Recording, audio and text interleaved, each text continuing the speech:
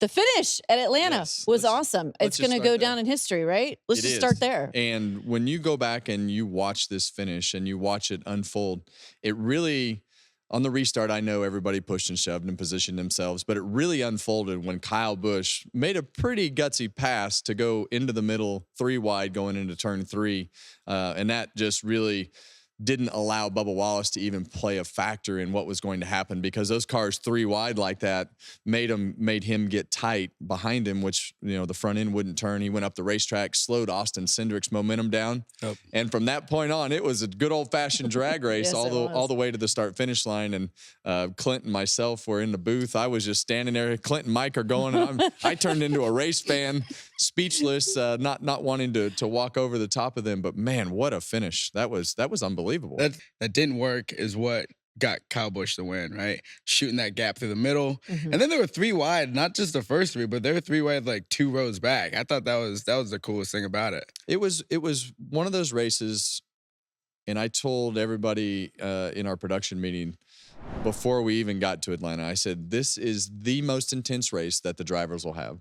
It's the most uncomfortable you'll be in the car. The back of the car never wants to be in the racetrack. The cars get crazy runs. The stack-ups are twice as bad as they are at Daytona, because you have to lift getting into corners because of the bumps, because of somebody being in front of you, because your car gets tight and the front end won't turn, or it's loose in the middle of the corner. But think about how many races, I mean, and we have seen this a little bit more, but how many races lately we've seen cars just spin out on their own. Right. Oh, yeah. I mean, Brad Keselowski, Chris Buescher, Yep. There was a bunch of them. Josh Berry. Denny Hamlin. And just positioning that car was so strategic and so unique, because of the fact you saw some of these guys, they'd get the right front fender out and it kind of, the cars were already edgy, and it would plant that right front fender and they would just spin out. We saw a wreck on lap. We took one. We finished lap 1. That was it. Make it far into lap 2. So that was pretty wild to see the cars all stack up there, and I think we got 16 of them. Yes, yeah, in that 16 first in that first wreck. It was wild. We were having a NASCAR Sundays out in Charlotte while you guys were in Atlanta, and everyone was like, "Is this normal?" I'm like, "No, not usually. Usually we make it a couple of laps in."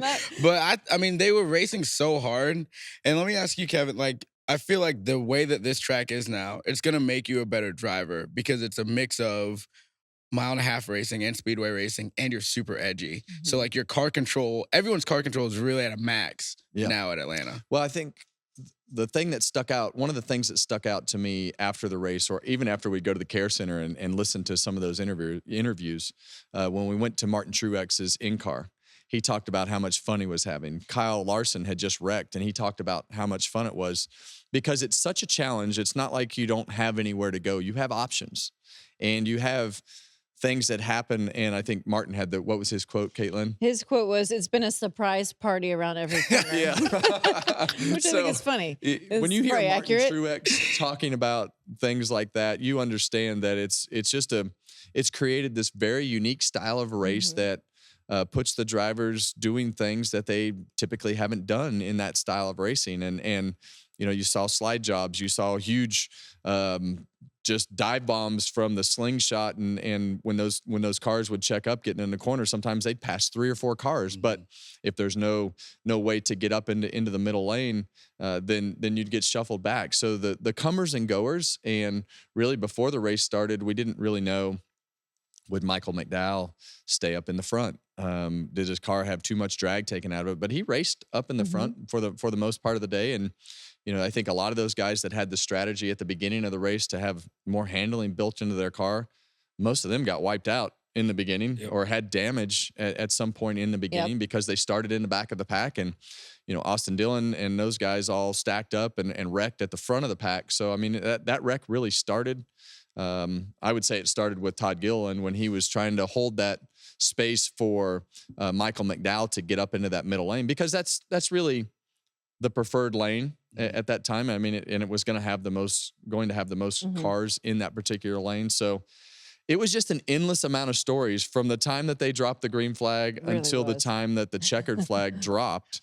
And when you look at how many people watched the race, how many impressions it got on social media, all the people that were watching were wowed. And yes, they were. I was standing in the booth and still sitting here today. I'm in the exact same category, wowed. We were laughing too at the video of you and Clint in the booth with your arm around him. Like, you just thought to do that? Like, were you afraid he was going to just jump through the glass, or what was happening? There was a good possibility he was going to jump through the glass because, you know, typically you want Mike Joy to call most of the last lap because nobody really wants to hear us call the last lap. Mike does a much better job at that. And Clint got so excited and so jacked up, and it was just, that was all natural Clint. And he was going crazy. And I put my arm around him because I kind of got up and I'm like, oh, this is pretty exciting.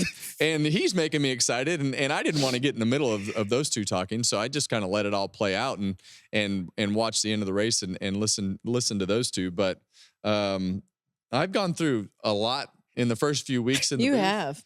have. To be able to witness one of the greatest finishes in NASCAR history.